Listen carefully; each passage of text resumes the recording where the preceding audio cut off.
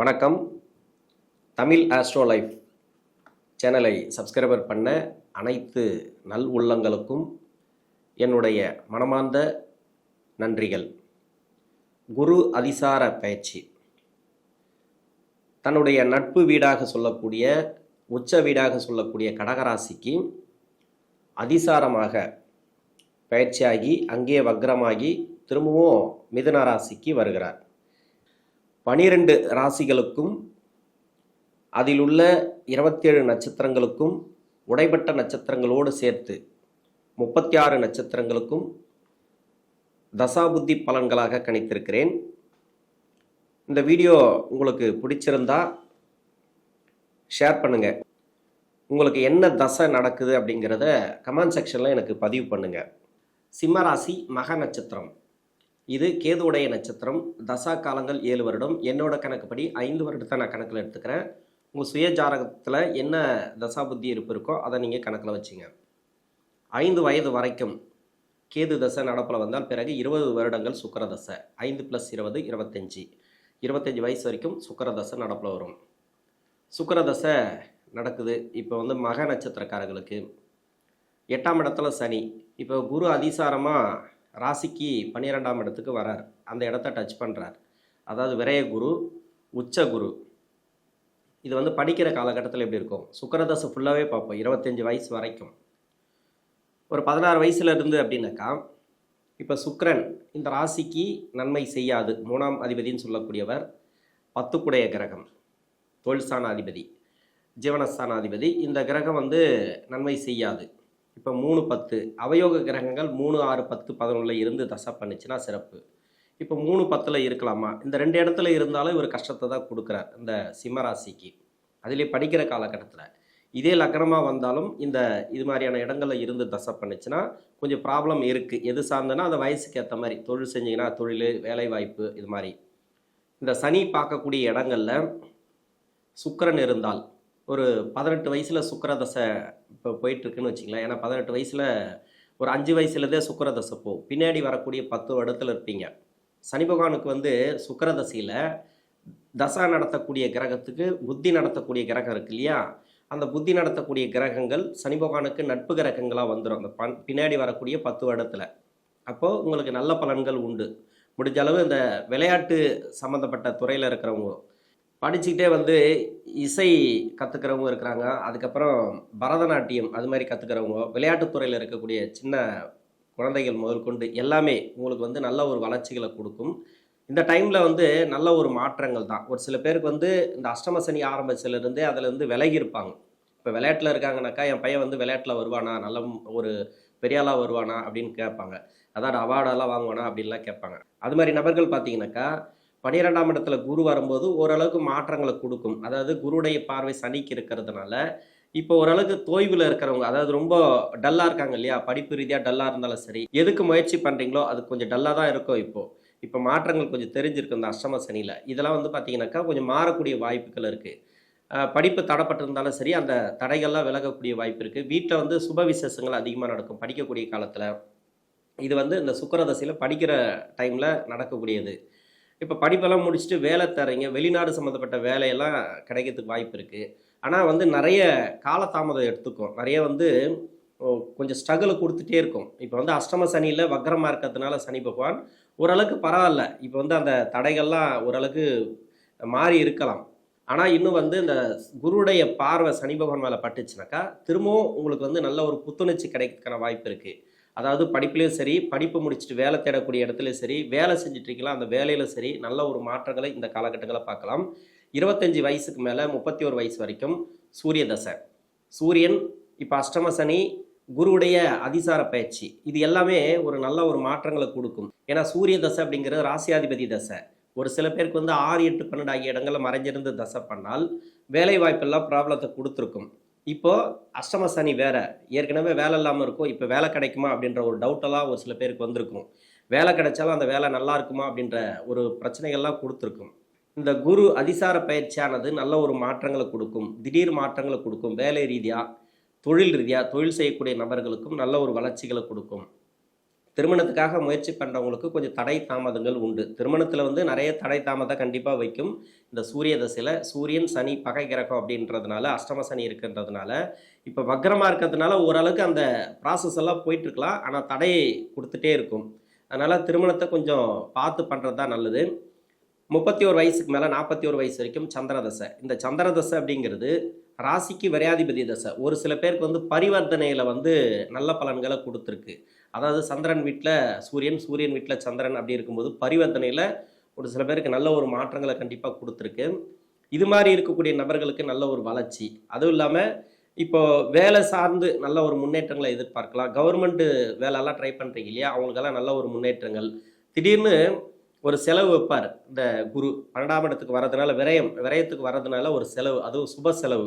இப்போ வேலைக்காக செலவு பண்ணுறது, வெளிநாடு போகிறதுக்காக செலவு பண்ணுறது, அப்படி இல்லை வீடு கட்டுறதுக்காக, இல்லை ப்ராப்பர்ட்டிக்காக. ஏற்கனவே வேலையில் இருக்கிறீங்கனாக்கா அந்த வேலையில் வந்து இப்போ லோனெல்லாம் வாங்க வைக்கும். எப்படியாவது ஏதாவது ப்ராப்பர்ட்டி வாங்கிறதுக்காக, இல்லை வீட்டுக்கு செலவுக்காக, இல்லை வேறு ஏதோ ஒரு சுப செலவுக்காக நீங்கள் வந்து கடன் வாங்குற மாதிரி ஒரு சூழ்நிலைகள் வரும்.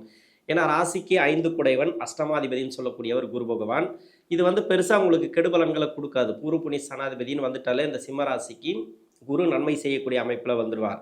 அதனால் ரொம்ப லேட்டாகி திருமணமாகாத நபர்களுக்கும் திருமண வாய்ப்புகளை இந்த காலகட்டங்களில் கொடுத்துரும். அதாவது 2வது திருமணத்துக்காக முயற்சி பண்ணுறாங்க இல்லையா, அது. இன்னொன்று திருமண வாழ்க்கையில் நிறைய நெருக்கடிகள்லாம் இருக்கு இல்லையா, அதெல்லாம் மாறும். குருடைய பார்வை அப்படிங்கிறது சனி பகவான் மேலே. ஏன்னா 5ஆம் பார்வை, 7ஆம் பார்வை, 9ஆம் பார்வை. இதை விட 9ஆம் பார்வை பற்றி தான் பேசுகிறோம். ஏன் 9ஆம் பார்வை அப்படின்னாக்கா சனி பகவான் மேலே பதியுது. இப்போ ஏற்கனவே சனி தான் உங்களுக்கு டிஸ்டர்ப் பண்ணிகிட்டே இருக்காரு அஷ்டம சனியாக வந்த பிறகு. ஒரு சில பேருக்கு அஷ்டம சனியோட தாக்கம் தெரிஞ்சிருக்கு, ஒரு சில பேருக்கு தெரியல. ஆனால் திடீர்னு அது காட்டும். அதனால் கொஞ்சம் பயப்பட தேவையில்ல. உஷாராக இருந்தால் நல்லது. எதுலையுமே வந்து அனுசரித்து போகிறது நல்லது. வேலை செய்யக்கூடிய இடங்களையும் சரி, இல்லை தொழில் செய்யக்கூடிய இடங்களையும் சரி, உங்களுடைய கண்ட்ரோலில் எதையுமே வச்சுக்கிட்டிங்கனாக்கா இந்த அஷ்டம சனி அப்படிங்கிறது பெருசாக பாதிப்புகளை கொடுக்காது. இதில் வந்து ரொம்ப பாதிப்புகள் கொடுத்த நபர்களுக்கு இந்த குருவுடைய பார்வையும் இந்த குருவுடைய பயிற்சியும் நல்ல ஒரு வளர்ச்சி அப்படின்னு சொல்லலாம். 12ஆம் இடத்துக்கு இந்த குரு பகவான் பயிற்சி ஆகிறதுனால இப்போ ப்ரொமோஷன்லாம் கேட்டிருந்தீங்கன்னாக்கா அந்த ப்ரொமோஷன்லாம் கிடைக்கும். வேலை ரீதியாக மாற்றங்களை எதிர்பார்க்கலாம். கவர்மெண்ட்டில் இருக்கிறவங்களும் சரி, தனியார் துறையில் இருக்கிறவங்களும் சரி, நல்ல ஒரு வளர்ச்சி இந்த டைமில். 41 வயசுலேருந்து 48 வயசு வரைக்கும் செவ்வாய் தசை. இந்த செவ்வாய் ராசிக்கு 4ஆம் அதிபதினு சொல்லக்கூடியவர், 9ஆம் அதிபதினு சொல்லக்கூடியவர், பாகிஸ்தான் அதிபதினு சொல்லக்கூடியவர். சிறப்பான தசை அப்படின்னாக்கா இந்த செவ்வாய் தசை யோகக்கார தசை தான். இது யோகம் செய்யக்கூடிய தசை தான். பெருசாக கெடுபலன்களை கொடுக்காது. அஷ்டம சனி அப்படிங்கிறதுனால மட்டும்தான் இதில் ஒரு சில நெகட்டிவான ஒரு பதிவெல்லாம் சொல்ல வேண்டியது இருப்பேன். நெகட்டிவான பதிவுனாக்கா இதில் ஜாக்கிரதையாக இருங்க. அதாவது கொடுக்கல் வாங்கலை கொஞ்சம் ஜாக்கிரதையாக இருங்க. சுப விரயங்களை அதிகமாக கொடுக்கும். தேவையில்லாத வந்து கடன் வாங்க வைக்கும், தேவையில்லாத வந்து கடன் கொடுக்க வைக்கும் அந்த குரு பகவான். அதனால் செவ்வாய் தசையில் மைண்டே சேஞ்ச் ஆகும் உங்களுக்கு. அதாவது செவ்வாய் தசையில் இருக்கிறவங்களுக்கு இப்போ நிறைய வந்து உங்கள்கிட்ட காசு இருக்குன்னு வச்சிங்களேன், இல்லை ஒரு 10 லட்சமோ 5 லட்சமோ 10,000மோ ஏதோ ஒன்று உங்களுடைய வசதி வாய்ப்புகளுக்கு ஏற்ற மாதிரி ஒரு பணம் இருக்குது அப்படின்னாக்கா யாராவது வந்து கடன் கேட்டால் கொடுத்துருவீங்க இந்த டைமில். அதனால் இந்த அஷ்டம சனியில் கொடுக்கக்கூடிய கடனும் சரி, வாங்கக்கூடிய கடனும் சரி, திருப்பி கட்டுறதுக்கு ரொம்ப கஷ்டம், திருப்பி வாங்குறதுக்கு ரொம்ப கஷ்டம். ஏன்னா உங்ககிட்ட வந்து வாங்கக்கூடிய நபர்கள் அவங்களுக்கு டைம் சரியில்லாதவங்க தான் வாங்குவாங்க. அதுக்காக வந்து அவங்கள நீங்கள் சோதிக்கணும்னு அவசியம் இல்லை. அது மாதிரி பார்த்தீங்கன்னாக்கா அது நிறைய பிரச்சனைகளை கொடுத்துரும். அப்படி பார்க்கக்கூடாது. நீங்கள் எப்படி தப்பிக்கணுமோ அப்படி தப்பிக்கணும். இந்த 2.5 வருஷத்துக்கு இந்த அஷ்டம சனி நடக்குதுனாக்கா ஆல்ரெடி ஒரு 6 மாதமாக போயிட்டுருக்கு. இன்னும் 2 வருஷம் இருக்குதுன்னு வச்சுக்கலாம். அந்த 2 வருஷத்துக்கு முடிஞ்ச அளவு நீங்கள் தப்பிக்கிற வழி தான் பார்க்கணும். காசு இல்லை ஏதோ ஒரு காரணம் சொல்லி கொடுக்கல் வாங்கல கொஞ்சம் கவனமாக இருங்க. நீங்கள் வாங்கிறது கூட உங்களுடைய வசதி வாய்ப்புகளுக்கு ஏற்ற மாதிரி, வருமானத்துக்கு ஏற்ற மாதிரி அதிகமாக வாங்காமல் பார்த்துக்கிறது நல்லது. தொழிலில் இருக்கிறவங்க கொஞ்சம் கவனமாக இருக்கணும். தொழிலில் தேவையில்லாத இப்போல்லாம் வந்து செலவுகள் அதிகமாக கொடுக்கும், வருமானத்தையும் கொடுக்கும். ஏன்னா உச்சகுரு சும்மா இல்லை, அவர் வந்து நல்ல ஒரு பலன்களை தான் கண்டிப்பாக கொடுப்பார்.